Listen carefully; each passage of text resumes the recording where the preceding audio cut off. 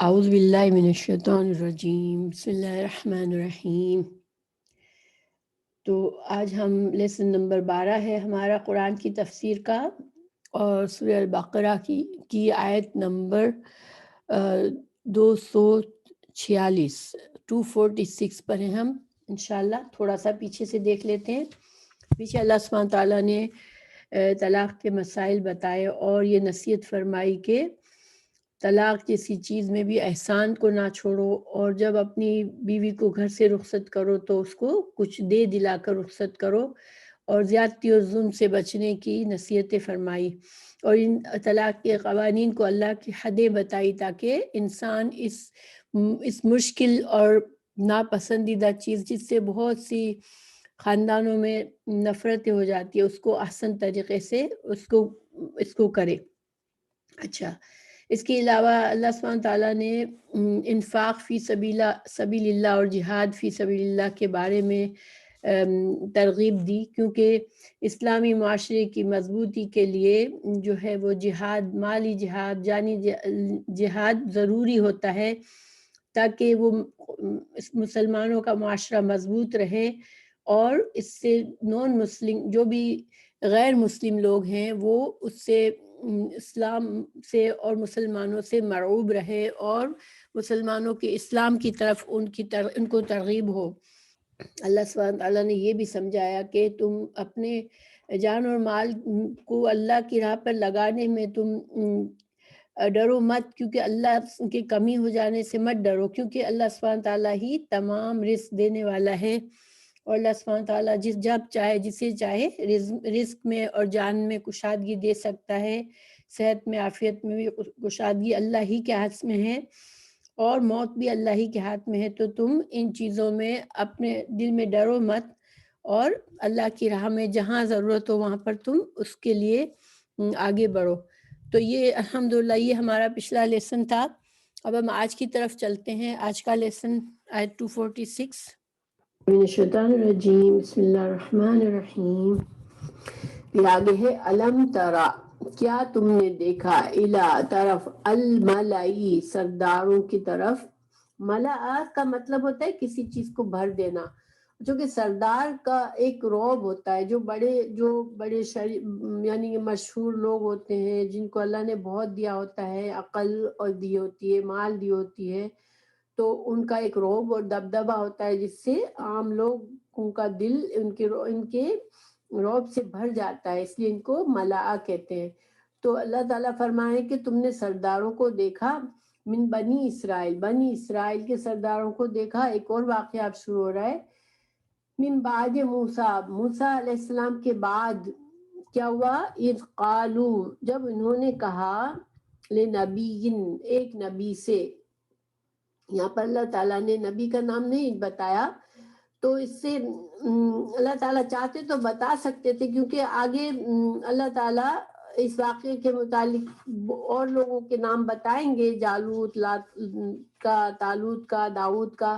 اب نبی کا نام نہیں ذکر کیا اس میں، تو اس میں کیا حکمت ہے کہ ایک نبی جب آتا ہے قوم میں تو پھر وہ چاہے اس کو اللہ نے کوئی بھی رتبہ دیا ہو، اس کی بات کو ماننا قوم کے لیے ضروری ہوتا ہے۔ تو اللہ تعالیٰ فرما رہے ہیں کہ اس نبی کے بنی اسرائیل کے کچھ سرداروں نے اپنے نبی سے کہا، لہم، ابعث، مقرر کر، لنا، ہمارے لیے، ملکن، ایک بادشاہ، نقاتل، ہم جنگ کرے، فی سبیل اللہ، اللہ کے راستے میں۔ اب یہاں پر اس کا ترجمہ کیا ہے کہ اللہ تعالیٰ بنی اسرائیل کے کچھ جو وہ تھے سردار تھے، انہوں نے اپنے پیغمبر سے کہا کہ ہمارے لیے ایک بادشاہ، ہمارے درمیان ایک بادشاہ کو مقرر کر دیں، یعنی ہم لوگوں میں سے ہی کسی بادشاہ کو چن کر مقرر کر دیں، تو ہم اس بادشاہ کی قیادت میں ہم جنگ کریں، جہاد کریں۔ اب اس واقعے کا کیا مقصد ہے؟ دیکھیں، یہ جو ہے اس کے بارے میں کہا جاتا ہے کہ جب حضرت موسیٰ علیہ السلام کے دنیا سے رخصت ہونے کے بعد جو ہے کچھ عرصہ بنی اسرائیل اچھی طرح رہے، دین پر قائم رہے، لیکن پھر ان کے اندر خرابیاں آنے لگی اور وہ اتنے خراب ہوئے، اتنے گناہوں میں پڑ گئے، بدعات میں پڑ گئے کہ بت پرستی تک شروع کر دی. تو پھر اللہ سبحانہ تعالیٰ نے ان گناہوں کی وجہ سے ان کے اوپر ان کے دشمنوں کو مسلط کر دیا، اور ان کے دشمنوں نے ان پر حملہ کیا اور ان کے علاقے چھین لیے، ان کی بڑی تعداد کو قیدی بنا لیا، اور ان کے جو دین کی جو جیسے ہوتے ہیں نا، جیسے ہمارے ہر انسان کے جیسے ہمارا خانہ کعبہ جو ہے وہ ہمارے لیے ایک دین کا شعار ہے، تو ان کے دینی شاعر ان کی کتابوں کو بھی ضائع کر دیا اور چھین لیا. تو وہ خستہ حال ہو گئے، ان کے بچے اور عورتیں جو تھے وہ ان کے غلام بن گئے، کسی کافر قوم کے غلام بن گئے. تو ایسے حالات میں ان کو وہ اللہ سبحانہ تعالیٰ بہت عرصے تک تو وہ اس حالت میں رہے، اور اللہ نے انبیاء بھی نہیں بھیجے ان کے درمیان، لیکن پھر اللہ سبحانہ تعالیٰ نے ان کے اندر ایک نبی کو بھیجا. ٹھیک ہے، بڑی دعائیں کی انہوں نے اللہ سے، تو اللہ نے ایک نبی کو بھیجا. اس نبی کو شموئیل کہتے ہیں، اس کا نام اللہ عالم. تو شموئیل کے پاس اب یہ کیا چاہتے تھے کہ چونکہ وہ خستہ حالت تھے، وہ چاہ رہے تھے کہ کوئی مضبوط آدمی کو بادشاہ ہمارا بنایا جائے تو ہم اس کے اندر میں رہ کے جنگ کریں، منظم ہو کر جنگ کریں، تاکہ ہم اپنے علاقوں کو، اپنے لوگوں کو آزاد کرا سکیں اور اپنا ملک دوبارہ سے حاصل کریں. تو اللہ سبحانہ تعالیٰ نے یہاں پر یہ قصہ ہمیں بتایا، اور اس میں بھی یہ حکمت ہے کہ چونکہ جنگ کے جہاد، مسلمانوں کو جہاد کے لیے ابھارا گیا، تو اب ایک اور مثال اللہ تعالیٰ پیش کر رہے ہیں کہ اگر جب ایک مسلمان قوم تنظیم کے ساتھ اٹھ کر کھڑی ہوتی ہے تو پھر وہ چھوٹی سی تعداد میں بھی کافروں پر اللہ تعالیٰ اسے کامیابی دیتا ہے. ٹھیک ہے، تو یہ مقصد ہے اس واقعے کا، لیکن واقعے کی ڈیٹیلز میں بہت سے سبق ہیں. اللہ تعالیٰ فرما رہے ہیں کہ تم نے دیکھا موسیٰ کے بعد ان کی قوم کو، جب انہوں نے یہ کہا تھا اپنے نبی سے کہ ایک بادشاہ مقرر کر دے. اب اس میں جو ہے ایک اور دلیل بھی ہے کہ بادشاہ اسلام میں، مسلمان قوم میں بادشاہ کا ہونا برا نہیں ہے، یعنی کہ اگر کسی کا بادشاہ ہونا جو ہے اسلام میں برا ہوتا تو اللہ سبحانہ تعالیٰ اس آیت کو مثال کے طور پر نہ پیش کرتے. ٹھیک ہے، تو گویا اس میں دلیل ملتی ہے کہ بادشاہ جو ہے وہ جائز ہے. ٹھیک ہے، اور بلکہ اگر کوئی بادشاہ اسلام کے قانون کے مطابق انصاف اور عدل سے ملک کو چلاتا ہے تو وہ بلکہ بہت ہی اچھی بات ہے، تعریف کے قابل بات ہے، کیونکہ یہ ایک نعمت ہے پھر اللہ تعالیٰ کی مسلمانوں پر کہ اللہ انہیں ایک ایسا بادشاہ دے جو کہ عادل بادشاہ ہو، مسلمان انصاف کے ساتھ عاجزی اللہ کے قانون کے مطابق اپنے ملک کو چلاتا ہو. کیونکہ حضرت موسیٰ علیہ السلام دوسری جگہ آیت المائدہ میں ہمیں دلیل ملتی ہے، آیت نمبر 620 میں، کہ جب موسیٰ علیہ السلام نے کہا اے میری قوم، یاد کرو اللہ کی نعمتیں جو اس نے تم پر فرمائی اور تمہارے اندر نبی مقرر کی اور بادشاہت بنائی. گویا بادشاہت کو ایک اللہ کی نعمت اس آیت میں کہا گیا ہے، سورہ المائدہ آیت نمبر 20 میں. تو یہاں بھی ہمیں دلیل ملتی ہے کہ بادشاہت جو ہے وہ بری چیز نہیں ہے. ہاں البتہ اگر بادشاہ گمراہ ہے اور اسلام کے طریقے پر نہیں چل رہا اور عدل انصاف سے نہیں چل رہا تو پھر بادشاہت خراب ہے. تو بہرحال انہوں نے اپنی نبی سے کہا کہ ہمیں ایک بادشاہ بنا دو تو ہم تاکہ جنگ کریں اس کی قیادت میں. تو ان کے نبی نے کہا قالا، فرمایا حل کیا، آسائی تم، امید ہے تم سے، مجھے ڈر ہے، اصل میں یہ مطلب ہے. ان کے نبی نے کیا کہا، آسائی تو یعنی مجھے اندیشہ ہے تم سے کہ ان اگر کتبہ لکھا گیا علیکم تم پر القتال جنگ کرنا، اگر اللہ سبحانہ تعالیٰ فرمانے کہ مجھے تم مطالبہ کرتے ہو کہ ہمیں جنگ کرنی ہے دشمنوں سے اور ہمارے لیے بادشاہ مقرر کر دو تو ہم ایک فوج بن کے جنگ کریں، تو مگر مجھے تم سے یہ ڈر ہے، اندیشہ ہے کہ اگر اللہ نے تم پر جہاد جنگ کرنا فرض کر دیا تو تم اللہ کے نہ تو قاتلو کہ تم نہ جنگ کرو، یعنی پھر سے تم بزدل بن جاؤ اور جنگ کرنے سے اعراض برتو، کیونکہ ایک بار اللہ کا حکم آ جاتا ہے اور جنگ فرض ہو جاتی ہے پھر مسلمان اس سے پیچھے نہیں ہٹ سکتے. اس لیے ان کے نبی نے ان کو ایک طرح سے یہ سمجھایا کہ تم مطالبہ تو کرتے ہو کہ ہمیں بادشاہ بنا دے ہمارے لیے تاکہ ہم جنگ کریں، یعنی کہ ہم جنگ کے لیے تیار ہیں، لیکن اگر اللہ تعالیٰ نے بادشاہ بنا دیا تمہارے لیے کسی کو اور تم کو جنگ کا حکم دیا کہ اب تم جاؤ اس کی قیادت میں دشمنوں سے لڑو، تو شاید تم جو ہے وہ اب جہاد بزدلی دکھاؤ اور تم کہو ہمیں نہیں لڑنا، تو کہیں ایسا تو نہیں ہوگا؟ ان کے نبی نے پوچھا. قالو انہوں نے کہا وما کیا ہے لنا ہمارے لیے، اللہ یہ تھا ان اور لا، کہ ان کا مطلب ہوتا ہے کہ لا نہیں، کہ ہم کیوں نہیں لڑیں گے، نقاتلا ہم جنگ کریں گے، فی سبیل اللہ اللہ کے راستے میں، وقد اور حالت یہ ہے ہماری، وقد تحقیق اخرجنا کہ دشمنوں نے ہم کو ہمارے گھروں سے نکالا ہے، اخرجنا نکالا ہے، من دیارنا ہمارے گھروں سے، وابنائنا اور ہمارے بچوں کو بھی، ہم کو ہمارے بچوں کو دشمنوں نے ہمارے گھروں سے بے گھر کر دیا ہے، تو ہم کیوں اب اپنے دشمنوں سے لڑنے سے گھبرائیں گے، ہم کو تو اپنے گھر واپس لینے ہیں، اپنے بچوں کو وہ جو انہوں نے قید بنا لیا ان کو چھڑانا ہے، تو ہم کیوں بزدلی دکھائیں گے، ہم لڑنے کے لیے تیار ہیں، مطلب یہ ہے. ٹھیک ہے، تو پھر کیا ہوا، فلما پھر جب کتبا لکھ دیا گیا، علیہم ان پر، القتال جنگ کرنا، تولو تو منہ موڑ گئے، الا مگر، قلیلاً تھوڑے سے، منہم ان میں سے. تو ان کے نبی کا اندیشہ صحیح تھا. اللہ تعالیٰ فرما رہے ہیں کہ جب اللہ نے ان کے لیے بادشاہ بنا دیا اور ان کو جنگ کے لیے حکم دے دیا کہ ٹھیک ہے جاؤ اب اس کی قیادت میں تم دشمنوں سے جنگ کرو، تو صرف تھوڑے سے تھے انہوں نے ہمت سے کام لیا، باقی ساری قوم پھر سے بزدل ہو گئی اور جنگ کرنے سے منہ موڑ لیا.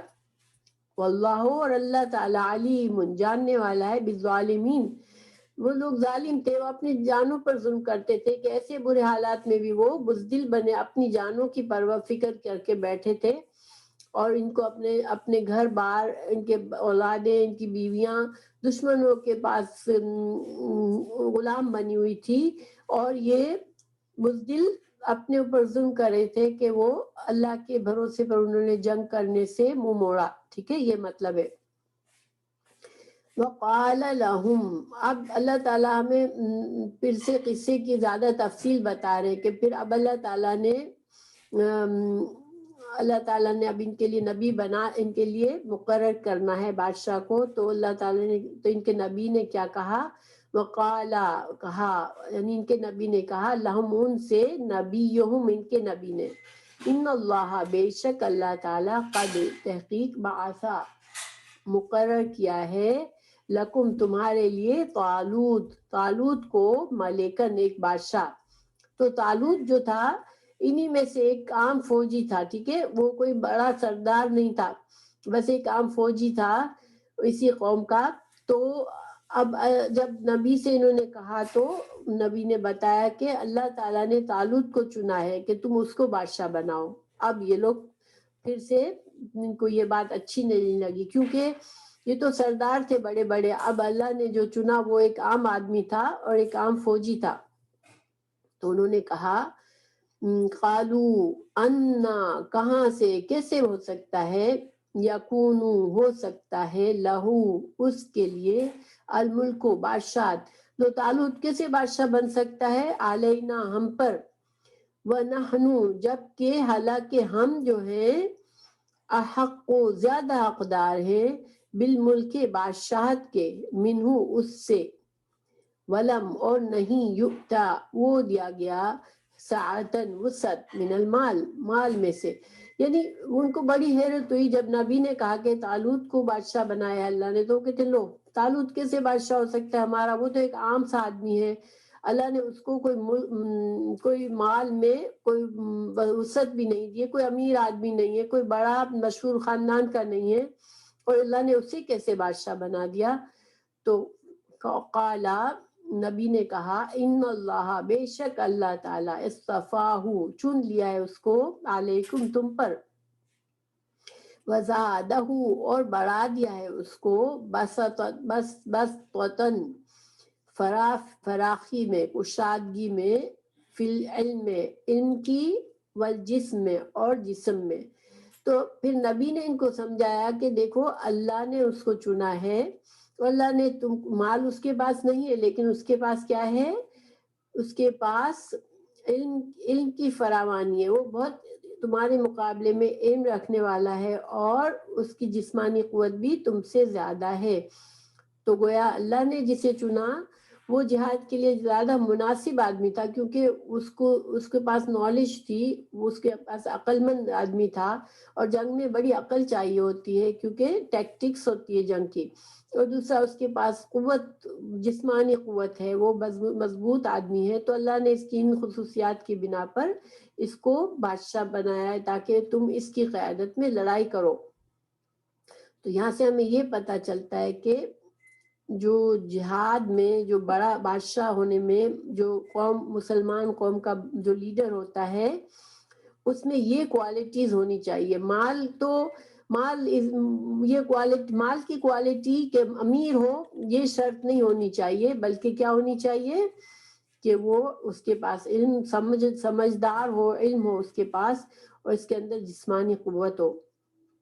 تو عام طور پر کیا ہوتا ہے کہ شاہی خاندان کا جو فرد ہوتا ہے اسی کو بادشاہ بنایا جاتا ہے، چاہے شاہی خاندان میں کوئی بیوقوف اور کمزور انسان پیدا ہو گیا، لیکن اب کسی اور کو بادشاہت نہیں دی جاتی، اسی کو بنایا جاتا ہے۔ پھر کیا ہوتا ہے کہ ملک میں خرابی آتی ہے، وہ صحیح طرح سے کنٹرول نہیں کر سکتا۔ تو اللہ نے یہاں پر ہمیں یہ تعلیم دی کہ جس کو لیڈر بنایا جائے اسلام میں، اس کے اندر یہ کوالٹیز ہونی چاہیے۔ پھر اللہ تعالیٰ پھر ان کے نبی فرماتے، واللہ، اللہ تعالیٰ، یؤتی، دیتا ہے، ملکہ، اپنی بادشاہت، من، جسے، یشاء، وہ چاہتا ہے، واللہ، اللہ تعالیٰ، واسع، وسعت والا ہے، علیم ہے، جاننے والا ہے۔ گویا اللہ سبحانہ تعالیٰ جو ہے وہ زیادہ جانتے ہیں کہ کس کو بادشاہ بنانا ہے، کس کو اقتدار دینا ہے، ٹھیک ہے، کیونکہ اللہ سبحانہ تعالیٰ ہی کا علم سب سے وسیع ہے۔ انسان خود یہ نہیں فیصلہ کر سکتا، یہ اللہ سبحانہ تعالیٰ کا فیصلہ ہے، اور اس کے اوپر انسانوں کو اعتراض کرنے کی ضرورت نہیں ہے، کیونکہ وہ اعتراض کر رہے تھے۔ پھر اب جو ہے یہ سمجھانے کے بعد انہوں نے شاید نبی سے کہا ہوگا، اچھا ہم کیسے مانے، کوئی ہمیں نشانی بتاؤ کہ یہ اللہ کا چوز کیا ہوا بندہ ہے بادشاہت کے لیے۔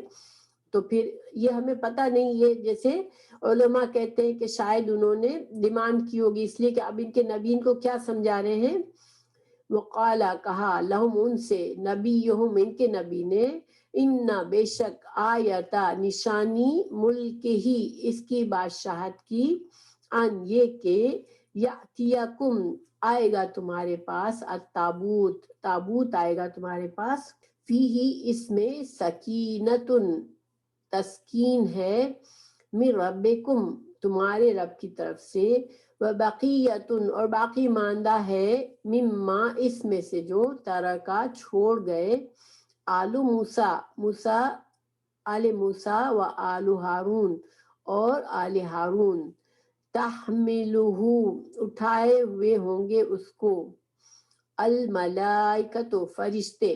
اللہ تعالیٰ نے فرمایا کہ اللہ تعالیٰ نے بتایا کہ نشانی یہ ہوگی کہ یہ جو ایک تابوت، یہ تابوت کیا تھا، دیکھیے ایک ان کے جیسے ہمارے ہاں قبلہ ہے، اسی طرح اس زمانے میں حضرت موسیٰ علیہ السلام، حضرت ہارون علیہ السلام کے کچھ تبرکات تھے جو اس تابوت میں تھے، اور یہ تابوت کو یہ بہت بابرکت سمجھتے تھے اپنے لیے، اور جب ان کے اوپر دشمن نے حملہ کیا تو اس تابوت کو بھی لے کر چلے گئے تھے، جس کی وجہ سے ان کی ہمت بہت ٹوٹ گئی تھی کہ ہماری تو جو ایک دینی شعار تھا وہ بھی چلا گیا۔ دیکھیے خانہ کعبہ ہمارے لیے بڑی اہمیت رکھتا ہے نا، اللہ نہ کرے خدا نخواستہ کبھی وہ مسلمانوں کے قبضے میں نہ ہو تو مسلمان لاس فیل کریں گے کہ یہ ہمارا کعبہ کسی نے قبضے میں کر لیا. تو اسی طرح ان کے تابوت کو دشمن لے گئے تھے.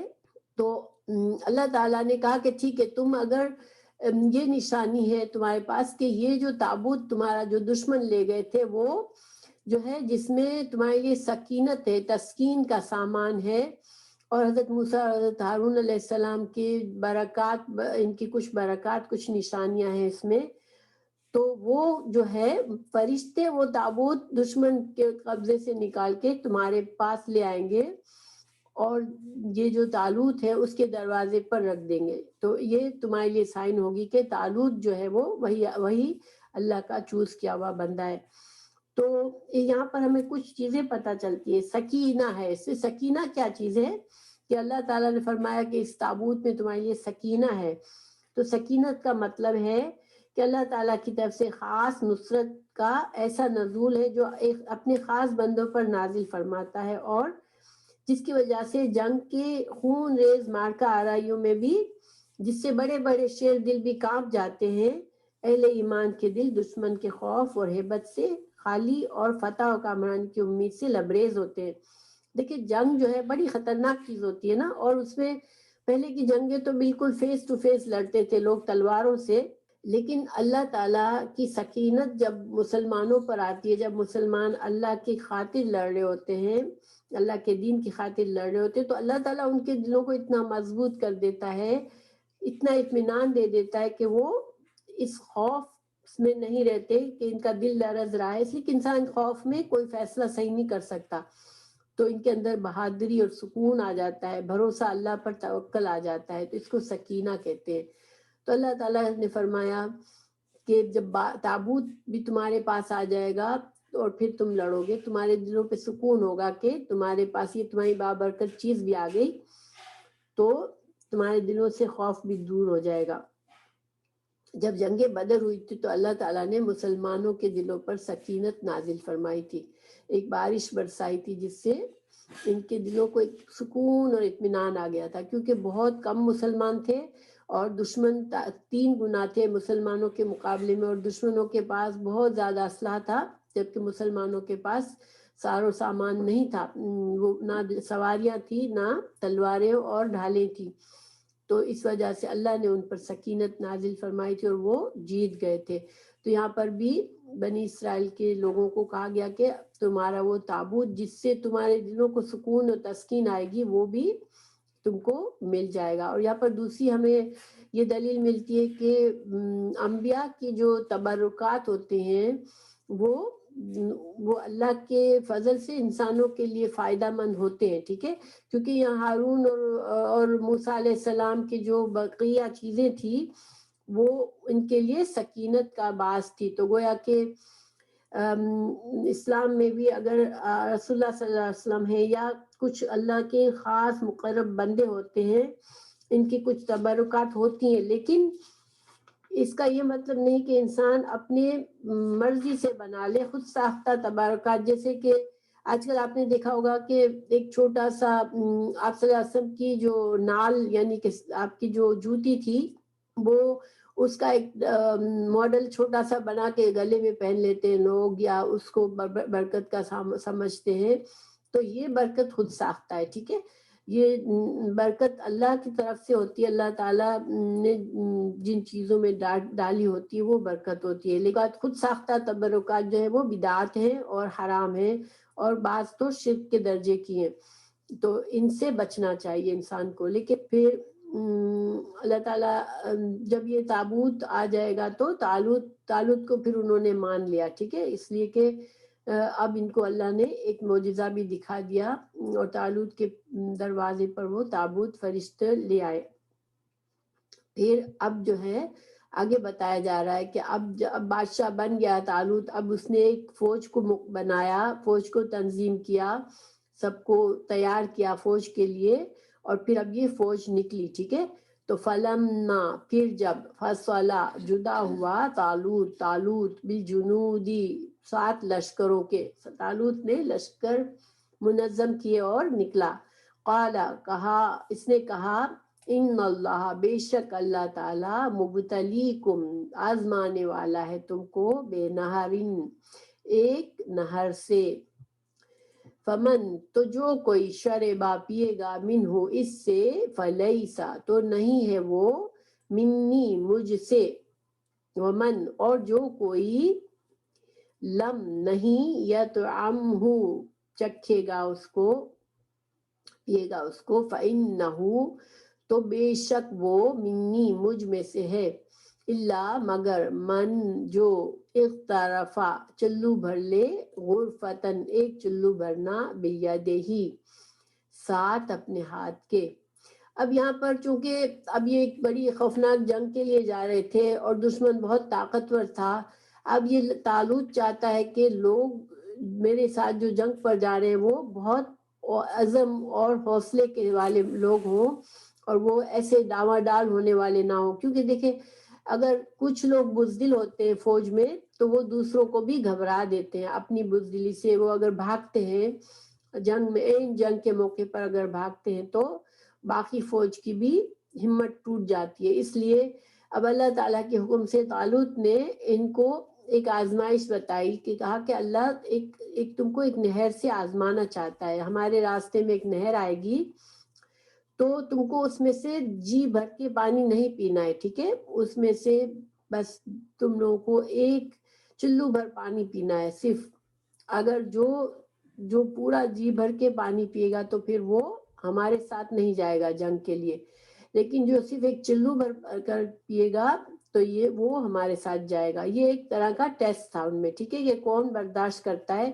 ظاہر اب سفر پر نکلے ہوئے ہیں، پانی تو اتنا لمیٹڈ ہوتا ہے سفر میں، اب پانی ختم ہو گیا ہوگا اور نہر پر پہنچتے پہنچتے اب پیاس لگی ہوئی ہوگی بہت زیادہ، اب ایسے میں ان کو اس آزمائش سے گزارا گیا کہ صرف ایک چلو بھر پانی پینا ہے۔ اب دیکھیں امیجن کریں انسان سخت پیاسا ہو اور پورا گلاس پانی کا سامنے پڑا ہو اور اس سے کہا جائے کہ بس ایک گھٹ پی کے چھوڑ دو بس اور نہیں پیو، تو وہ بے چین ہو جائے گا کیونکہ بہت زیادہ پیاس ہے، اب اس کو پورا بھر کے پانی جب تک اس کی پیاس نہ بجھے پانی پینا ہوتا ہے۔ لیکن اب یہ ان کا ٹیسٹ تھا کہ کون صبر کرتا ہے اپنی پیاس پر اور اللہ کے حکم کو مانتا ہے، اور یعنی اپنے اس وقت تو طالوت نے ان کو حکم دیا گیا نا، اپنے امیر کے اسلام میں جنگ میں امیر کا حکم ماننا بھی ایسے ہی ہے جیسے اللہ اور رسول کا حکم ماننا ہے، کیونکہ وہ امیر جو ہے وہ اللہ کی راہ میں لڑ رہا ہوتا ہے اور ان کی قیادت کر رہا ہوتا ہے، اور جب تک پوری طرح سے فوج اس کی بات کو نہیں مانتی تو جنگ میں کامیابی کے چانسز نہیں رہتے۔ جنگ کے اندر منظم ہونا بہت ضروری ہوتا ہے کہ کوئی انسان اپنے امیر سے ادھر ادھر نہ جائے، جو حکم دیا گیا بس وہ کرے۔ تو بہرحال ان کو بھی کہا گیا کہ یہ آزمائش ہے تمہارے لیے۔ اب کیا ہوا، فلما فشربو تو کیا کیا، پی لیا، منہ اس میں سے، اس نہر میں سے پی لیا، اللہ مگر قلیلاً بہت تھوڑوں نے، منہم ان میں سے، تو اکثریت نے کیا کیا، حکم نہیں مانا، انہوں نے خوب جی بھر کے پانی پی لیا، اور صرف تھوڑے لوگوں نے، کہا جاتا ہے کہ صرف 313 لوگ تھے جو کہ جنہوں نے اپنے امیر کی بات مانی اور صرف ایک چلو بھر پانی پیا، باقی سب نے خوب جی بھر کے پانی پیا۔ پھر کیا ہوا، فلما پھر جب جاوزہ اس نے پار کر لیا، یعنی نہر سے جب پار ہوا وہ، والذین اور وہ لوگ جو آمنو ایمان لائے تھے، معہو اس کے ساتھ، قالو تو انہوں نے کہا، یعنی جنہوں نے خوب پانی پی لیا تھا ان کو کیا ہوا، اللہ کی قدرت سے وہ بالکل ہمت ہی نہیں رہی ان کو جنگ کرنے کی، کیونکہ انہوں نے نافرمانی کی تھی۔ قالو انہوں نے کہا، لا نہیں، طاقت لنا ہمارے لیے، الیوم آج، جالوت کے ساتھ جنگ کرنے کا، وجنودہی اور اس کے لشکروں کے ساتھ۔ وہ ایسے نڈھال ہو گئے خوب پانی پی کر کے کہ لگے اب تو ہم جنگ کے قابل نہیں رہے، جالوت کے اور اس کے لشکروں کا مقابلہ کرنے کے قابل ہی نہیں رہے۔ قالا کہا، الذین ان لوگوں نے، یظنون جو یقین رکھتے تھے، انہم کہ بے شک وہ، ملاقات کرنے والے ہیں، اللہ سے، کم کتنی ہی، من فئتن گروہ ہیں، قلیلتن بہت تھوڑے سے، غلبت غالب آئے، فئتن گروہوں پر، کثیرتن بڑی تعداد میں، بإذن اللہ اللہ کے اذن سے، واللہ اور اللہ تعالیٰ مع الصابرین صبر کرنے والوں کے ساتھ ہے۔ اب دیکھا کہ اتنی بڑی فوج تو ٹوٹ گئی، وہیں پر جو لوگ بیٹھ گئے کہ ہم تو اب ہمیں ہمت نہیں ہے جنگ کرنے کی، تھوڑے سے لوگ رہ گئے، تو ان میں سے ایک دوسرے کو، جن لوگوں کو اللہ پر بھروسہ تھا وہ دوسروں کو ہمت دے رہے ہیں اور کہہ رہے ہیں کہ قال الذین، ان لوگوں نے کہا جن لوگوں کو اللہ پر پورا بھروسہ تھا کہ ہم سب کو اللہ سے ملاقات کرنی ہے ایک دن، اور ہمیں آج اللہ نے یہ حکم دیا ہے ہمیں جہاد کرنا ہے تو ہمیں ہمت سے کام لینا ہے، انہوں نے ہمت دلانے کے لیے کہا، کیا کہا کہ دیکھو اکثر ایسا ہوتا ہے کہ بہت تھوڑی تعداد میں ہوتے ہیں لوگ مسلمان، لیکن بہت بڑی تعداد کافروں کی بڑی تعداد کو ہرا دیتے ہیں اللہ کے اذن سے۔ اگر اللہ کسی کا ساتھ دے، اللہ ساتھ ہے تو تم ڈرو نہیں۔ بہت ایسی مثالیں ہیں جس میں تھوڑے سے لوگ اللہ کے اذن سے فتح پا لیتے ہیں بہت بڑی بڑی فوجوں پر۔ اللہ جو ہے وہ صبر کرنے والوں کے ساتھ ہے۔ پھر ولما، اور جب، بارزو جب وہ نکلے، بارزو کا مطلب ہوتا ہے دو فوجیں جب ساتھ ہوئی، ایک دوسرے کے آمنے سامنے ہوئی، لی جالوت، جالوت کے لیے، و جنودہی، اس کے لشکروں کے لیے۔ اب دونوں فوجیں سامنے سامنے ہیں، ٹھیک ہے، ایک طرف صرف 313 لوگ ہیں اور دوسری طرف ایک بڑی فوج ہے جو کہ بہت مشہور جنگجو فوج ہے۔ جالوت بہت زیادہ اس کی شہرت تھی کہ یہ بہت بہادر، بہت لڑنے والا اور بہت زیادہ طاقتور انسان تھا، اور اس کی فوجیں بڑی تھی بہت۔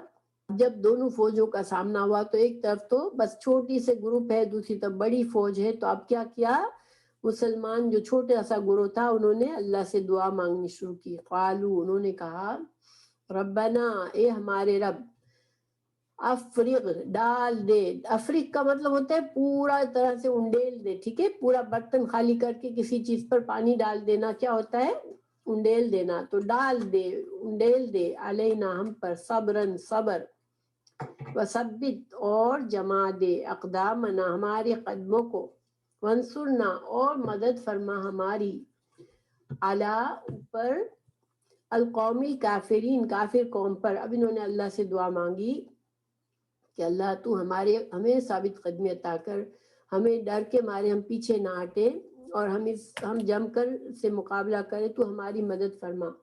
بإذن اللہ قتل داؤد جالوت وآتاہ اللہ الملک والحکمہ وعلمہ مما یشاء ولولا دفع اللہ الناس بعضهم ببعض لفسدت الارض ولكن اللہ ذو فضل علی العالمین۔ چنانچہ اللہ تعالیٰ کے حکم سے انہوں نے جالوتیوں کو شکست دے دی، اور حضرت داؤد علیہ السلام کے ہاتھوں جالوت قتل ہوا، اور اللہ تعالیٰ نے داؤد علیہ السلام کو مملکت و حکمت اور جتنا کچھ چاہا علم بھی عطا فرمایا۔ اگر اللہ تعالیٰ بعض لوگوں کو بعض سے دفع نہ کرتا تو زمین پر فساد پھیل جاتا، لیکن اللہ تعالیٰ دنیا والوں پر بڑا فضل اور کرم کرنے والا ہے۔ تو پھر جب فوجیں سامنے آئی، حضرت داؤد علیہ السلام اس وقت نہ بادشاہ تھے اور نہ ہی نبی تھے، ایک عام سپاہی تھے، لیکن اللہ سبحانہ وتعالیٰ نے ان کے ہاتھوں جالوت کو، جو کہ سپہ سالار تھا دشمن کی قوم کا، عمالقہ کے لشکر کا، اس کو جالوت کو قتل کر دیا داؤد علیہ السلام نے۔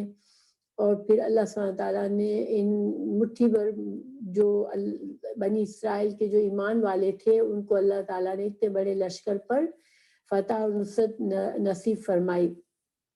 پھر اللہ تعالیٰ نے اس کے بعد جالوت کو داؤد علیہ السلام کو بادشاہت بھی عطا فرمائی اور ان کو نبوت بھی عطا فرمائی۔ اور یہاں پر اللہ تعالیٰ نے فرمایا کہ اللہ تعالیٰ نے ان کو بادشاہت، ملکہ والحکمہ، تو حکمہ سے مختلف معنی کیے گئے ہیں کہ ان کو نبوت ایک تو معنی کیا گیا ہے، پھر اس کے علاوہ ان کو جس تدبیر سے انہوں نے طالوت کو قتل کیا وہ بھی مراد لی گئی ہے، اور جو ان کو اللہ تعالیٰ نے خاص علم سکھایا تھا. حضرت داؤد علیہ السلام کو وہ جنگی لباس لوہے کا استعمال سکھایا تھا اور جنگی لباس کو خاص طریقے سے بنانا سکھایا تھا.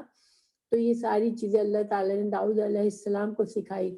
اور اس سے دیکھیے یہاں پر ہمیں یہ بھی پتہ چلتا ہے کہ ایون دنیا کے جو علم ہیں وہ بھی اللہ تعالیٰ ہی کے طرف سے بندوں کو سکھائے جاتے ہیں.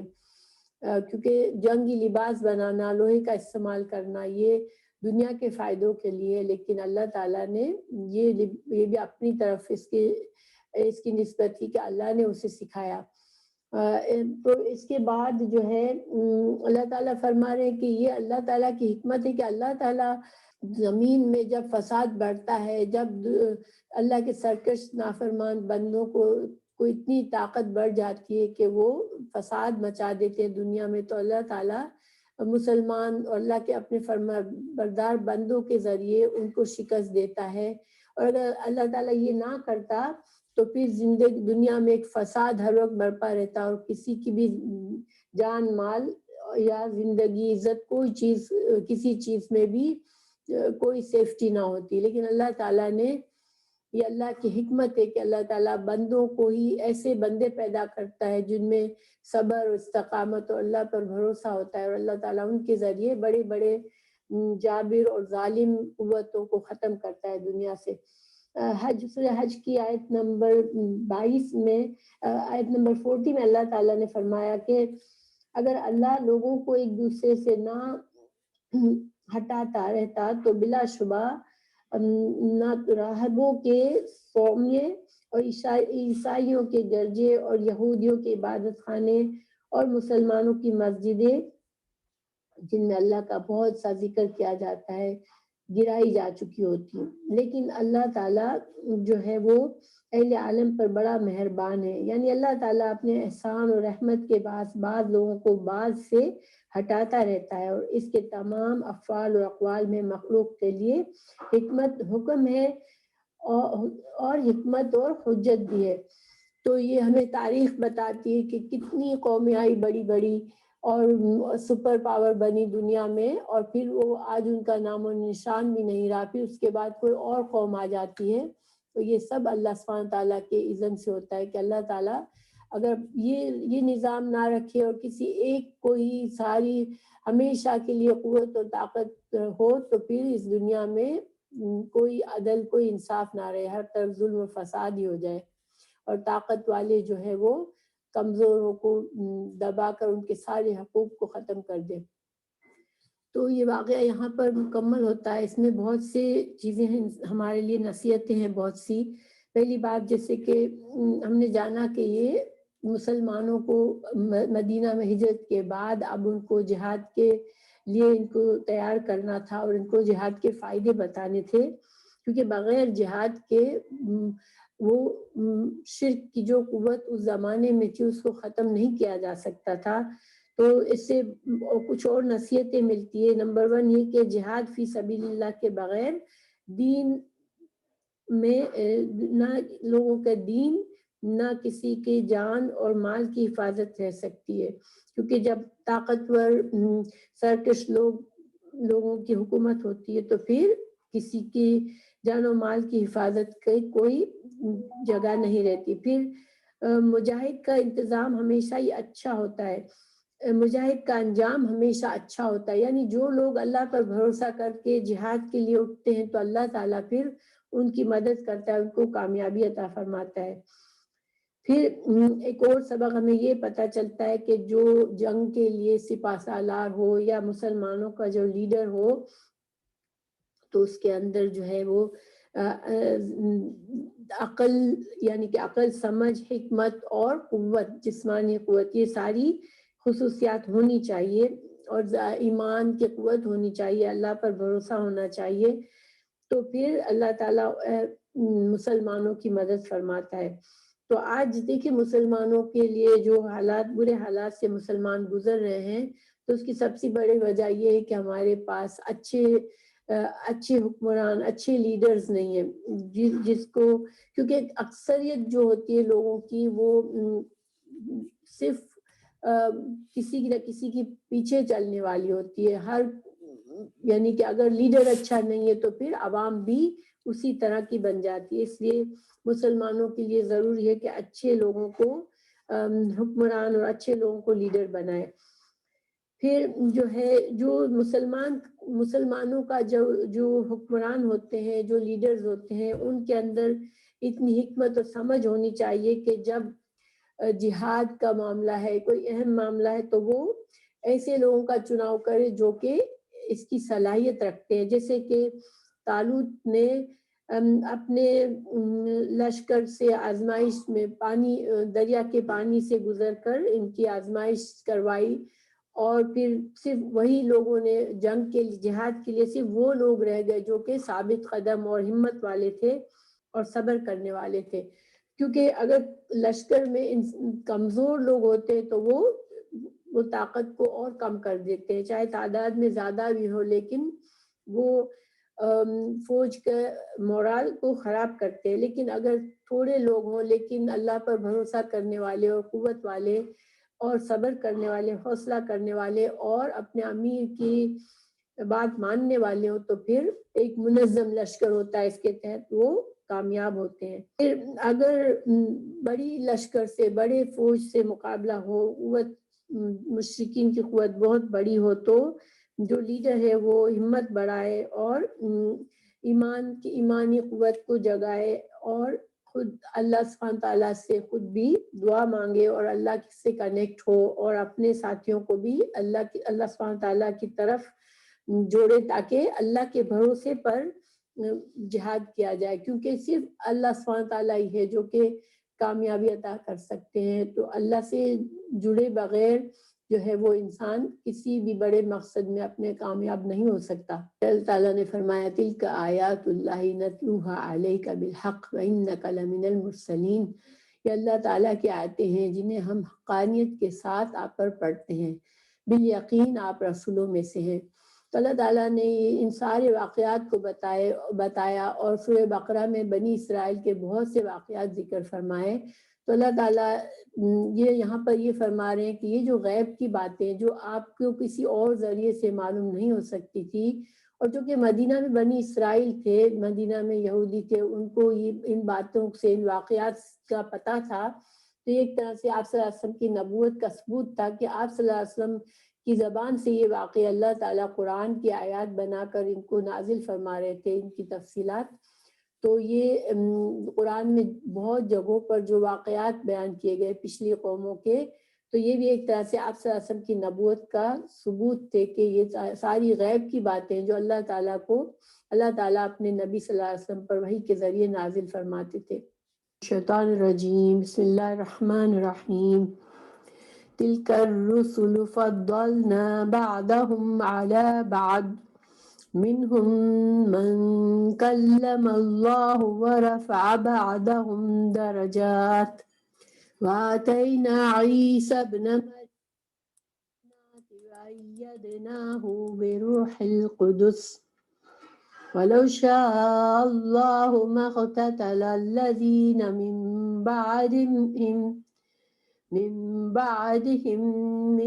بعد ما جاءتهم البينات ولكن اختلفوا فمنهم من آمن ومنهم من كفر ولو شاء الله ما اقتتلوا ولكن الله يفعل ما يريد. ترجمہ ہے آیت کا، یہ رسول ہیں جن میں سے ہم نے بعض کو بعض پر فضیلت دی. ان میں سے بعض وہ ہیں جن سے اللہ تعالیٰ نے بات چیت کی اور بعض کے درجے بلند کیے. ہم نے عیسیٰ ابن مریم کو معجزات عطا فرمائے اور روح القدس سے ان کی تائید کی. اگر اللہ تعالیٰ چاہتا تو ان کے بعد والے اپنے پاس دلیلیں آ جانے کے بعد ہرگز آپس میں لڑائی بھڑائی نہ کرتے، لیکن ان لوگوں نے اختلاف کیا. ان میں سے بعض تو مومن ہوئے اور بعض کافر. اور اگر اللہ تعالیٰ چاہتا تو یہ آپس میں نہ لڑتے، لیکن اللہ تعالیٰ جو چاہتا ہے کرتا ہے. اللہ سبحانہ تعالیٰ رسولوں کے بارے میں بتا رہے ہیں کہ اللہ نے تو کئی رسول بھیجے، اور سورہ بقرہ میں رسالت پر ایمان لانے کے کئی مقامات پر وضاحت کی گئی ہے، کیونکہ ایمان ہم کب لائیں گے اللہ پر؟ رسولوں پر ایمان لانا ضروری، اگر رسولوں پر ایمان ہوگا تو پھر انسان اللہ پر ایمان لائے گا، کیونکہ رسول اللہ کے وہ بندے جو اللہ کا پیغام پہنچاتے ہیں بندوں تک۔ تو اللہ تعالیٰ یہاں پر ہم اس روشنی میں ہم پڑھتے ہیں ان آیت کو، تل کا، یہ الرسل، رسول کی جمع ہے رسل، یہ رسول ہیں، فضلنا، فضیلت دی ہم نے، بعدہم، ان میں سے بعض کو، ان میں سے بعض کو، علی بعد، اوپر بعض کے۔ اللہ تعالیٰ فرما رہے ہیں کہ یہ انبیاء کرام اللہ سبحانہ تعالیٰ کے رسول ہیں، جن میں سے اللہ تعالیٰ نے بعض کو بعض پر فضیلت عطا فرمائی، منہم، ان میں سے، من، وہ ہیں جو کلمہ، کلام کیا، اللہ، اللہ نے، ورفع، اور بلند کیا، بعضہم، ان میں سے بعض کو، درجات، درجوں میں۔ تو اللہ تعالیٰ فرما رہے ہیں کہ کسی کو کیا خوبی دی کہ اس کے ساتھ اللہ سبحانہ تعالیٰ نے کلام کیا، تو یہ حضرت موسیٰ علیہ السلام کی خاص فضیلت تھی۔ ویسے تو معراج کے موقع پر صلی اللہ علیہ وسلم سے بھی اللہ سبحانہ تعالیٰ نے کلام فرمایا، لیکن موسیٰ علیہ السلام کلیم اللہ کہلاتے سے موسیٰ علیہ السلام سے دنیا میں اللہ نے کلام فرمایا، اور اللہ تعالیٰ فرمایا کہ بلند کیے کچھ کے درجات دوسروں پر۔ جیسے اللہ تعالیٰ نے بعض انبیاء کو زیادہ فضیلت دی بعض کے مقابلے میں، جیسے ہمارے رسول اللہ صلی اللہ علیہ وسلم خاتم النبی ہے، آخری رسول ہیں، اور اب قیامت تک کوئی اور رسول نہیں آئے گا، کوئی اور نبی نہیں آئے گا، تو اور اللہ سبحانہ تعالیٰ نے آپ کو امام بنایا تمام انبیاء کا، تو یہ آپ صلی اللہ علیہ وسلم کا درجہ ہے کہ اللہ نے ان کو یہ درجہ دیا، ٹھیک ہے۔ وَآتَيْنَا، اور دی ہم نے، عیسیٰ علیہ السلام کو، عیسیٰ ابن مریم، عیسیٰ علیہ السلام کا ہمیشہ اللہ سبحانہ تعالیٰ پورا نام لیتے ہیں کہ عیسیٰ ابن مریم تھے، ان کی ماں کی طرف ان کی نسبت کی جاتی ہے، گویا یہ ایک ثبوت ہوتا ہے کہ حضرت عیسیٰ علیہ السلام کے باپ نہیں تھے، اس لیے کہ عام طور پر باپ ہی کے طرف نسبت کی جاتی ہے، مگر حضرت عیسیٰ کا ہمیشہ اپنی ماں کے ساتھ نام آیا قرآن میں۔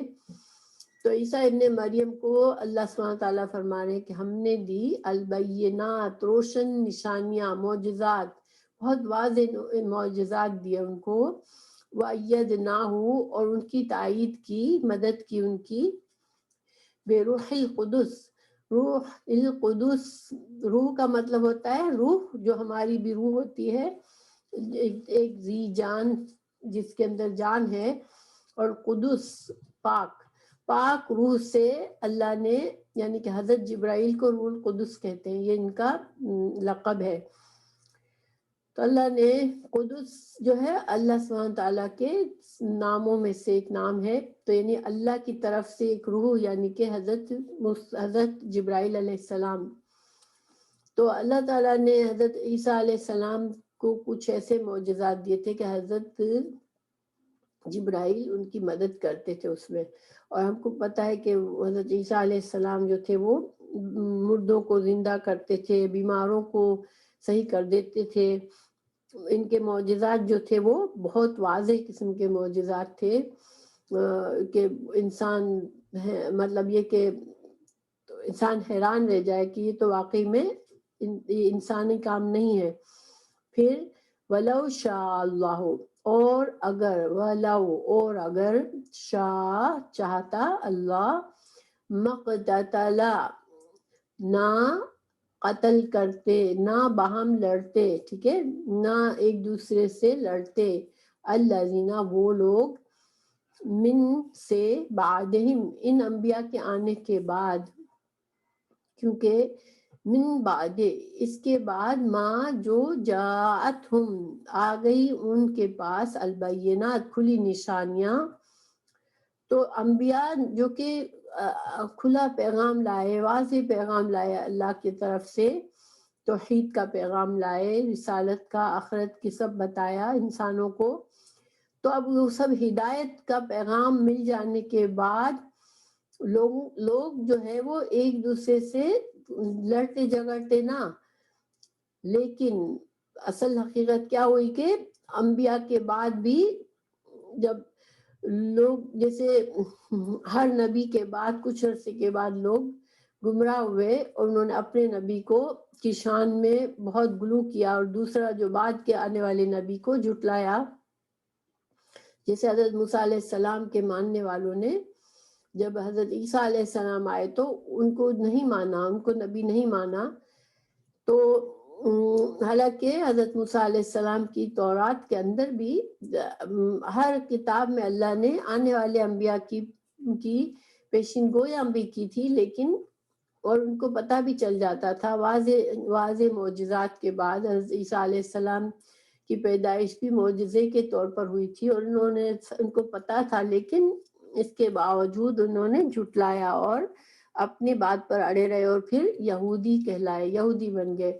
حضرت عیسیٰ علیہ السلام کے بعد جب رسول اللہ صلی اللہ علیہ وسلم آئے تو لوگوں کو چاہیے تھا کہ وہ اب رسول اللہ صلی اللہ علیہ وسلم کو نبی مان لیتے، اور کیونکہ وہی میسج وہ بھی لائے تھے. تمام انبیاء توحید کا میسج لائے، ایک اللہ کا میسج لائے اور اللہ کے بتائے ہوئے طریقے پر چلنے کا میسج لائے، ہدایت گمراہی کو واضح کرنے کے لیے آئے. تو ہونا تو یہ چاہیے تھا کہ ہر نبی کے بعد دوسری جب امت کے اندر کچھ دیکھیں، وقت کے ساتھ ساتھ انسان بھول جاتا ہے، صحیح تعلیمات سے ہٹ جاتا ہے، اور اللہ سبحانہ تعالیٰ نے قرآن اور حدیث کی تو حفاظت بھی فرمائی، لیکن پچھلی کتابیں بھی وقت کے ساتھ ساتھ ضائع کر دی گئی. تو پھر لوگ اصل دین کو بھول گئے. اللہ تعالیٰ نے اور انبیاء بھیج کے ان کو ریفریش کیا، اپنی تعلیمات کو نئے سرے سے لوگوں تک پہنچایا. لیکن ہونا تو یہ چاہیے تھا کہ لوگ مان لیتے اور سارے شروع سے جو لوگ آتے چلے آ رہے سارے کے سارے لوگ مسلمان ہوتے، کیونکہ تمام انبیاء نے ایک طرح سے مسلمان ہونے کی ہی دعوت دی. کیونکہ مسلمان کا مطلب ہوتا ہے اللہ کا فرما بردار، اللہ کے آگے جھک جانے والا. تو جو بھی ہر نبی کی امت جب تک وہ اپنے نبی کے وقت میں اس کی فرما بردار تھی تو وہ مسلمان ہی تھی. تو اگر تو لوگ واقعی میں صحیح معنوں میں انبیاء پر ایمان لاتے، تمام انبیاء پر، تو کوئی بھی کافر کوئی کسی اور مذہب کا ہوتا ہی نہ اور نہ جھگڑے ہوتے. لیکن اللہ سبحانہ تعالیٰ فرمائے کہ اگر اللہ چاہتا تو ایسا ہوتا. تو اب اللہ کا چاہنا کیا ہے؟ دیکھیں، اللہ سبحانہ تعالیٰ نے بندوں کو پیدا کیا، ایک اختیار دیا امتحان کے لیے، انبیاء کو بھیج کے ہدایت اور گمراہی کا راستہ واضح کیا اور بندوں کو اختیار دے دیا کہ تم چاہو تو ہدایت کے راستے کو چوز کر لو یا تم اپنی مرضی سے بھٹک جاؤ. اور تم اگر ہدایت کا راستہ اختیار کرو گے تو تم کو جنت ملے گی، کامیابی ملے گی دنیا اور آخرت کی، اور جب تم گمراہی پر جاؤ گے تو تم برباد ہوگے، تم سزا پاؤ گے. تو یہ اللہ کی مشیت تھی، اللہ کا چاہنا تھا، اور یہ حکمت کی بنا پر تھا. دیکھیں، انسان کو دنیا میں امتحان ہی کے لیے پیدا کیا گیا ہے تاکہ اس امتحان سے پاس ہونے والوں کو اللہ تعالیٰ ایک اچھا اجر دے، جنت جیسی زندگی دے اس کو. تو اللہ کے یہ نہیں کہ اللہ چاہتا تھا کہ لوگ گمراہ ہو جائے. ٹھیک ہے، اس آیت سے اگر ہم لفظی ترجمہ دیکھیں تو ایسا لگتا ہے کہ اگر اللہ چاہتا تو پھر یہ گمراہ ہو کر ایک دوسرے سے لڑتے نا. لیکن اصل میں اللہ کا چاہنا کہ کیا ہے کہ ایک تو اللہ کی مشیت اور حکمت ہے، ٹھیک ہے، اور ایک ہے اللہ کی رضا. اللہ کی رضا اور اللہ کی خوشی کس چیز میں ہے؟ کہ تمام لوگ ہدایت کے راستے پر چلے. اسی لیے تو اللہ تعالیٰ نے انبیاء بھیجے، اللہ تعالیٰ نے اتنے واضح طور پر اللہ تعالیٰ نے اپنی کتابیں بھیجی کہ لوگ ہدایت پا جائیں. تو اللہ کی رضا تو یہی ہے، ٹھیک ہے. اب ایک ہے اللہ کی حکمت اور مشیت. وہ کیا ہے کہ اللہ نے کسی کو زبردستی کسی کے دل میں ایمان نہیں ڈالا. بس واضح کر دیا انبیاء کے ذریعے، کتابوں کے ذریعے حق کو واضح کر دیا، اس کے بعد لوگوں کو ان کے اختیار پر چھوڑ دیا کہ اب وہ جو چاہے کرے، یہ اللہ کی مشیت اور حکمت ہے۔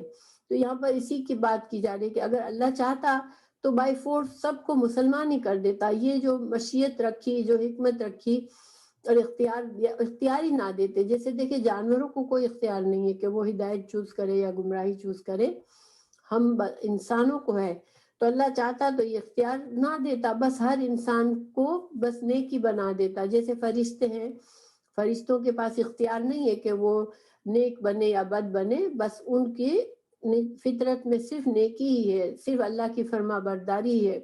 تو اللہ چاہتا تو بندوں کو بھی ایسا کر دیتا، مگر یہ اللہ کی حکمت اور مشیت کے خلاف تھا۔ اللہ کی حکمت یہ تھی کہ لوگوں کو اللہ سبحانہ تعالیٰ موقع دے، اپنی طرف سے ہدایت چوز کرنے کا موقع دے۔ تو اب یہاں پر اللہ سبحانہ تعالیٰ فرما رہے ہیں کہ ان میں سے کچھ لوگوں نے انبیاء کی بات مانی اور ایک نبی کے بعد دوسرے نبی پر ایمان لائے اور مسلمان ہو گئے، لیکن بہت سے اکثریت نے کیا کیا کہ نہیں مانے۔ اور پھر اللہ تعالیٰ فرما رہے ولو، اور اگر چاہتا اللہ ماشاء اللہ مقتتلوا، نہ یہ باہم لڑتے، ولیکن لیکن اللہ یفعل چاہتا کرتا ہے ما یرید جو وہ چاہتا ہے۔ تو اللہ کا چاہنا یہاں پر کیا ہے کہ اللہ کی مشیت اور حکمت ہے کہ اللہ نے اختیار دیا ہے بندے کو۔ تو اس آیت سے ہمیں کچھ باتیں پتہ چلتی ہیں، وہ یہ کہ انبیاء کے اندر فضیلت میں فرق ہے۔ بعض انبیاء کو اللہ نے کچھ فضیلت دیے، بعض کو ایک دوسرے پر درجات میں بھی فرق ہے، لیکن ہم لوگوں کو رسول اللہ صلی اللہ علیہ وسلم نے کیا فرمایا، ایک حدیث ہے لا تخیرونی من بین الانبیاء، تم مجھے انبیاء کے درمیان تم مجھے انبیاء کے درمیان فضیلت مت دو۔ تو اس کا کیا مطلب ہے؟ دیکھیں آپ صلی اللہ علیہ وسلم کی فضیلت اپنی جگہ پر ہے، لیکن اصل طریقہ اور ادب کیا ہے، احترام کیا ہے انبیاء کا، کیونکہ انبیاء علیہ السلام اللہ کے چنے ہوئے بندے ہیں اور وہ ایک مشن سے آئے ہیں۔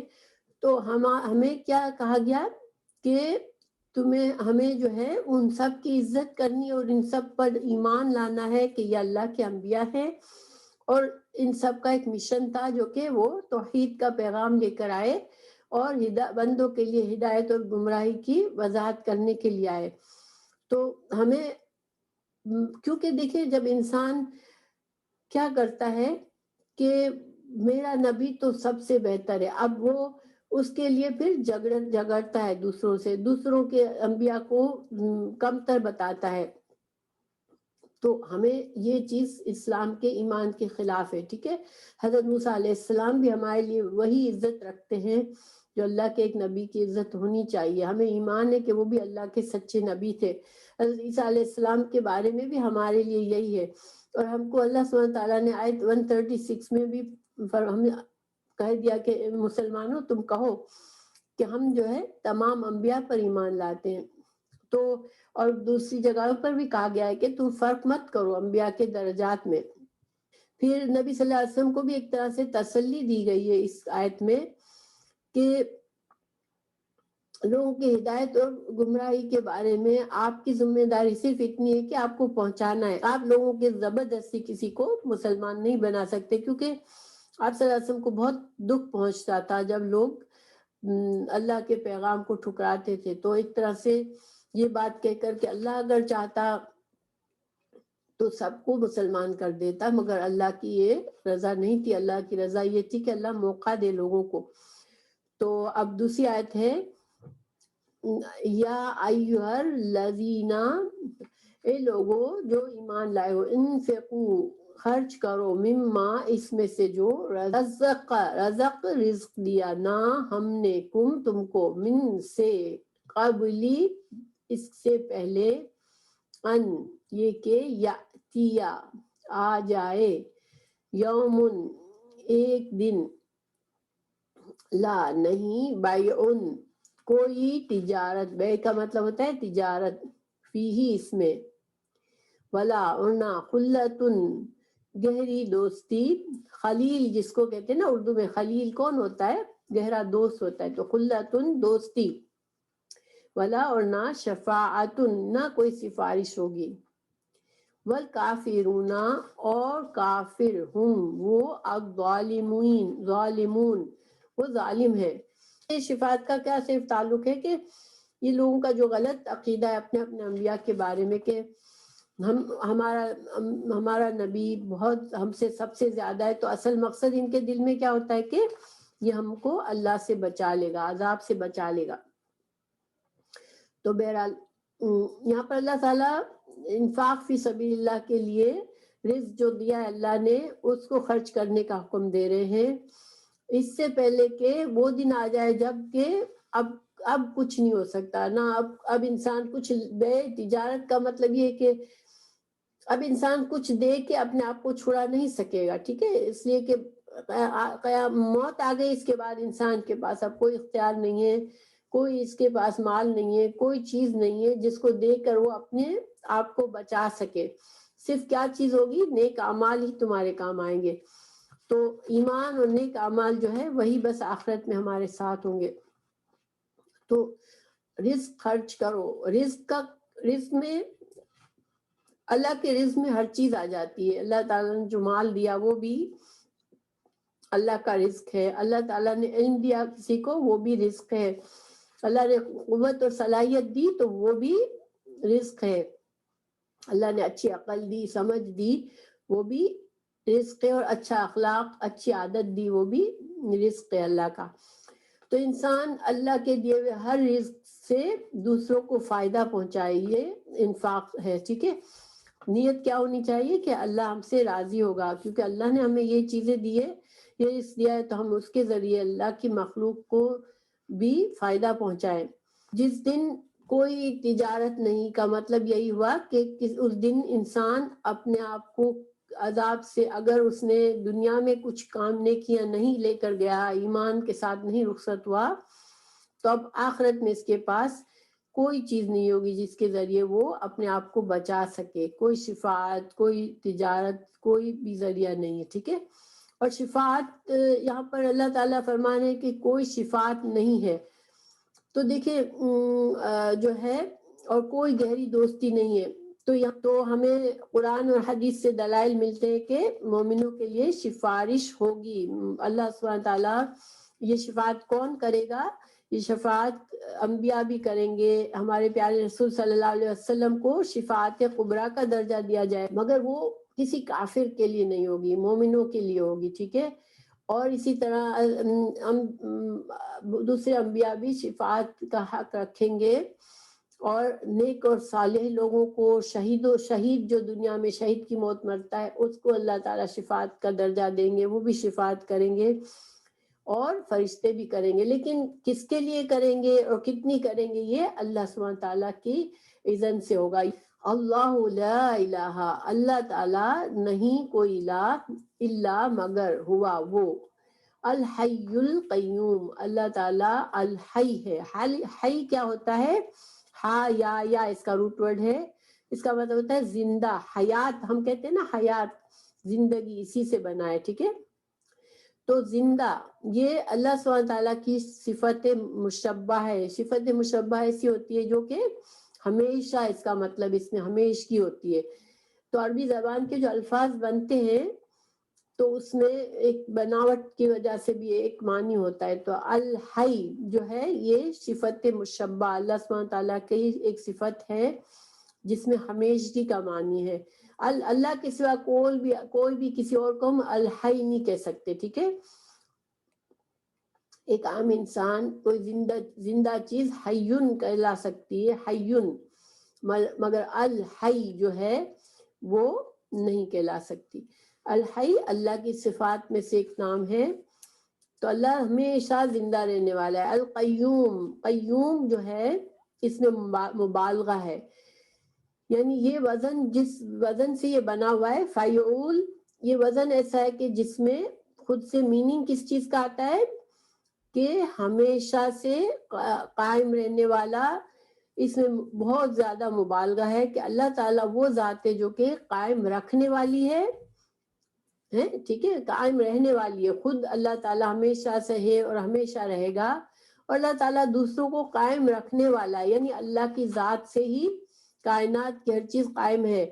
یعنی اللہ سبحانہ تعالیٰ دوسروں کی ضروریات ہستی اور جو بھی ان کی بقا کے لیے ضروری ہے وہ عطا کرتا ہے، ان کا نشو و نما، اور ان کے لیے ہر انسان اپنی بقا، اپنے قائم رہنے کے لیے اور اپنے نشو و نما کے لیے اللہ القیوم کا محتاج ہے. تو القیوم میں یہ سارا معنی ہے، ٹھیک ہے. اللہ لا الہ الا ہو الحی القیوم. لا نہیں، تاخذو نہیں اس کو پکڑتی، اخذا سے ہے، تاخذو ہو کا کیا معنی ہوتا ہے؟ ہو ضمیر ہے اس کو کہ اللہ سبحانہ تعالیٰ کو کوئی ذات کوئی چیز نہیں پکڑ سکتی، یعنی نہیں پکڑ سکتی. کیا چیز نہیں پکڑ سکتی؟ سنتن. سنتن کہتے ہیں اونگ آ جانا، غنودگی طاری ہو جانا. دیکھیں جب ہم بعض اوقات اتنے تھکے ہوئے ہوتے ہیں کہ ہمیں ایک دم سے جیسے ہوش نہیں رہتا اور ہمارے اوپر غنودگی طاری ہو جاتی ہے، تو اس کو کیا کہتے ہیں؟ سنتن. ولا اور نہ نومن، نوم کہتے ہیں سو جانا، نیند، ٹھیک ہے. تو اللہ کو نہ نیند آتی ہے نہ اونگ آتی ہے. لہو اس کے لیے ہے، ماں جو فی السماوات آسمانوں میں ہے، وما فی الارض زمین جو زمین میں ہے. من ذا الذی کون ہے؟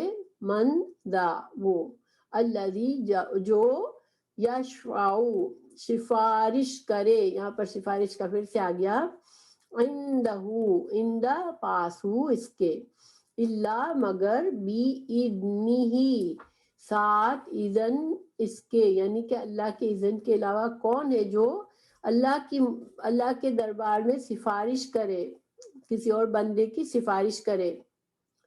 یعلم وہ جانتا ہے، ماں جو بینا درمیان، ایدیہم ان کے دو ہاتھوں کے درمیان. تو اللہ تعالیٰ جانتا ہے جو بین ایدیہم جو ان کے دونوں ہاتھوں کے درمیان ہے، وما خلفہم جو ان کے پیچھے ہے. اب یہ چاہے انسان سمجھ لے چاہے فرشتے سمجھ لے، لیکن جو بھی پاس میں ہے، جو بھی ہمارے سامنے ہے، جو بھی آنے والا ہے، ہر چیز کا علم اللہ کو ہے، ٹھیک ہے. اور ولا اور نہ، یحیطو احاطہ کرنا ہے، اسی لفظ سے بنا ہے حایاتا، نہیں احاطہ کر سکتے، بشیء ساتھ کسی چیز کے، من سے، علم ہی اس کے علم سے، اللہ مگر بما ساتھ اس کے جو شاء وہ چاہے. اللہ کا علم کامل ہے، ہر چیز پر ہر چیز کو گھیرے ہوئے ہے. باقی جو انسان ہے وہ ان کو صرف اتنا علم ہوتا ہے جو کہ اللہ تعالیٰ کے اذن سے جن کو علم ملا تھا. ان انبیاء کا علم بھی اسی حد تک ہے جتنا اللہ نے ان کو دیا. فرشتوں کا علم بھی اتنا ہی ہے جتنا ان کو اللہ نے دیا.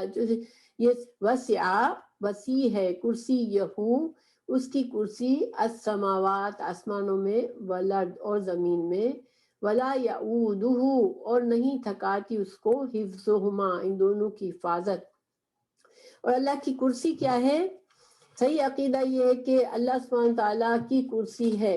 اب کیسی ہے یہ اللہ جانتا ہے، اللہ کا علم ہے، لیکن اللہ کا عرش بھی ہے اور اللہ کی کرسی بھی ہے، مگر اس کی کیفیت اللہ ہی جانتا ہے. اللہ نے ہمیں جتنا بتا دیا ہم اللہ کی صفات کو اسی طرح لیتے ہیں کہ اللہ نے بتایا کہ اللہ کی کرسی ہے، تو پھر اللہ کی کرسی اب کیسی ہے، اس کی کیا شکل ہے، اس کی کیا مقصد ہے، یہ اللہ جانتا ہے. لیکن اس کی وسعت اللہ تعالیٰ فرما رہے ہیں کہ اتنی ہے کہ آسمانوں اور زمین کے اوپر چھائی ہوئی ہے، ٹھیک ہے. ولا یعودہ اور نہیں تھکاتی اس کو، حفظہما ان دونوں کی یہ تسنیہ ہے، یعنی زمین اور آسمان کا تمام نظام چلانے میں اللہ سبحانہ تعالیٰ تھک نہیں جاتے. اللہ کو یہ چیزیں تھکاتی نہیں ہے، اللہ کو کوئی چیز نہیں تھکا سکتی. وہوا اور وہ العلی اور وہ بلند ہے. علی یہ صفت ہے اللہ سبحانہ تعالیٰ کی، عالی شان ہے اللہ تعالیٰ، بزرگ ہونے کے معنی میں بھی ہے اس کا، اور یہ اللہ کے اسماء الحسنی میں سے ایک نام ہے. اور بلند مرتبہ اللہ کا جو ہے وہ رفیع القدر ہے، یعنی بلند مرتبہ ہے. اور یہ وہ ذات جو اس سے کہیں برتر ہے، جو کہ وصف بیان کرنے والوں کا وصف بلکہ عالم و قائم بھی اس کی احاطہ کر سکے. یعنی اللہ کی ذات اتنی اعلیٰ ہے کہ انسان اگر اللہ کی تعریف، اللہ کی وصف بیان کرنا چاہے تو نہیں کر سکتا، وہ اس سے برتر اور بالا ہے. اب یہ آیت الکرسی ہے، اور یہ آیت الکرسی کی بڑی فضیلت آئی ہے. یہ جو ہے وہ حدیث سے ہمیں پتہ چلتا ہے کہ یہ قرآن کی سب سے بڑی، سب سے عظیم آیت ہے. ٹھیک ہے، اور اس کو پڑھنے والا، رات کے وقت پڑھنے والا شیطان کے تحفظ، شیطان سے بچا رہتا ہے. یعنی کہ اگر انسان سونے سے پہلے پڑھ لے تو پھر شیطان اس کے اوپر اثر نہیں کرتا. اور ہر فرض نماز کے بعد اس کے پڑھنے کی بڑی فضیلت ہے. اس آیت میں اللہ کی صفات جلال، اس کی علو یعنی کہ بلندی شان، اور اس کی قدرت اور اس کی عظمت جو ہے وہ بیان کی گئی ہے. اور اس کے بارے میں ہے کہ اللہ کا اسم اعظم اس میں ہے. ٹھیک ہے، اللہ لا الہ الا هو الحی القیوم، اتنے ٹکڑے کے اندر اللہ کا اسم اعظم ہے. تو اسم اعظم کی صفت کے حوالے سے انسان جب دعا کرتا ہے تو اس کی دعا قبول ہوتی ہے. پھر اللہ کے علاوہ کوئی معبود برحق نہیں، وہ تمام مخلوق کا تنہا معبود ہے. وہ ہمیشہ سے زندہ ہے اور زندہ رہے گا اور کبھی نہیں مرے گا. وہ قائم بنفس ہے اور تمام مخلوق سے بے نیاز ہے، اور تمام موجودات کو اسی نے پیدا کیا ہے، اسی نے انہیں باقی بھی رکھا ہے. اور اپنے وجود اور بقا کے لیے انہیں جن چیزوں کی ضرورت ہے، یعنی مخلوق کو جن چیزوں کی بھی ضرورت ہے، اللہ ہی انہیں وہ چیزیں دیتا ہے. نہ اللہ کو اونگ آتی ہے نہ نیند آتی ہے. تو اللہ تعالیٰ کی اجازت کے بغیر کوئی بھی شفاعت نہیں کرے گا. یہ ہمیں یہاں پر دلیل ملتی ہے. ٹھیک ہے، کہ چاہے وہ انبیاء ہوں، چاہے فرشتے ہوں، چاہے کوئی نیک لوگ ہوں، شہید ہو، صالح ہو، مگر اللہ ہی کی اجازت سے سفارش کر سکیں گے. ان بھی جو ہے اللہ سبحانہ تعالیٰ کو تمام اس میں ہمیں پتہ چلتا ہے کہ تمام مخلوقات کے ماضی، حاضر اور مستقبل کا علم جو ہے وہ اللہ کو ہے. ٹھیک ہے، اور تو اللہ تعالیٰ ہی حفاظت فرماتا ہے تمام مخلوقات اور موجودات کی. ٹھیک ہے، اور اللہ سے چھپی ہوئی کوئی چیز نہیں ہے. لا اکراہ نہیں کوئی زبردستی فی الدین، دین میں.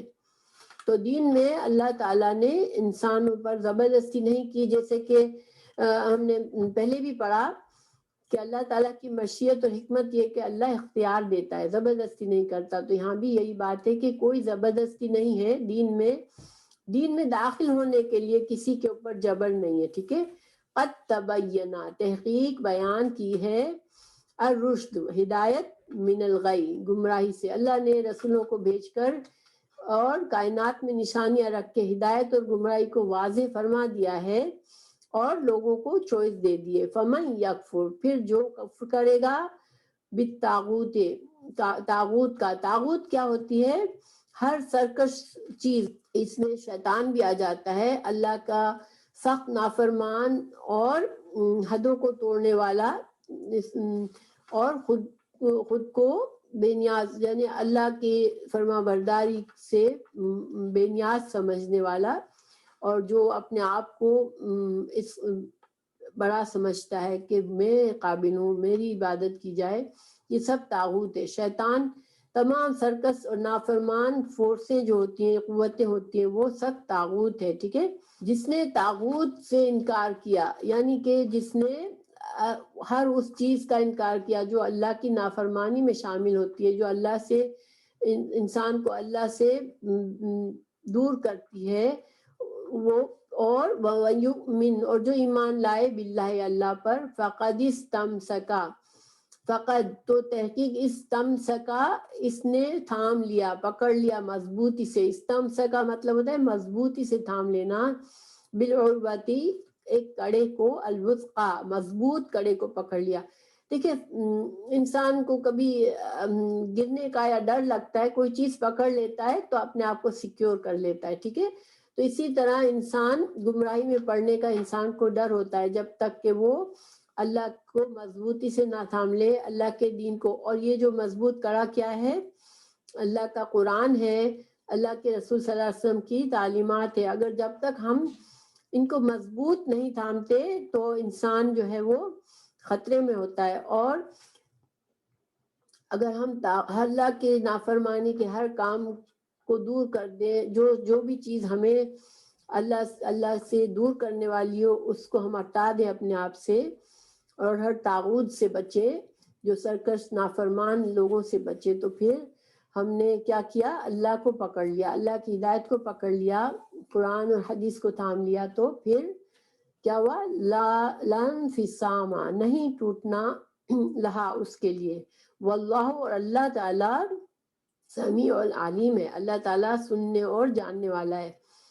تو مسلمان بننے کے لیے کسی پر زبردستی نہیں. ہاں البتہ ایک بار انسان کلمہ پڑھ لیتا ہے تو پھر اس کو وہ اسلام کے دائرے میں خود کو داخل کرتا ہے ولنگلی، تو پھر اس کے اوپر پابندی کی جائے گی کہ وہ اسلام کے طریقے پر چلے. اگر حکومت مسلمانوں کی تو وہ اس کو نماز کے لیے اور اسلامی طریقے پر چلنے کے لیے فورس کرتی ہے، وہ زبردستی نہیں ہے، ٹھیک ہے. کیونکہ اسلامی حکومت کا مقصد یہ ہوتا ہے کہ لوگوں کو ہدایت کے راستے پر چلائیں. اور ماں باپ بچوں پر زبردستی کرتے ہیں کبھی نماز کے لیے یہ تو وہ زبردستی نہیں ہے، ٹھیک ہے. کیونکہ وہ ایک مسلمان کو اسلام کے طریقے پر چلنے کے لیے اگر کوئی بڑا زبردستی کرتا ہے اور اس کو لاتا ہے اس راستے پر، تو اس کا یہ مطلب نہیں کہ اللہ نے تو کہہ دیا کہ زبردستی نہیں دین میں. یہاں پر مقصد یہ ہے کہ اللہ نے جب رسولوں کو بھیج کر ہدایت اور گمراہی کو واضح فرما دیا، اب انسان کی چوائس ہے، وہ مسلمان اللہ کو مان لے یا اللہ کو چھوڑ کر دوسروں کو پکڑ لے.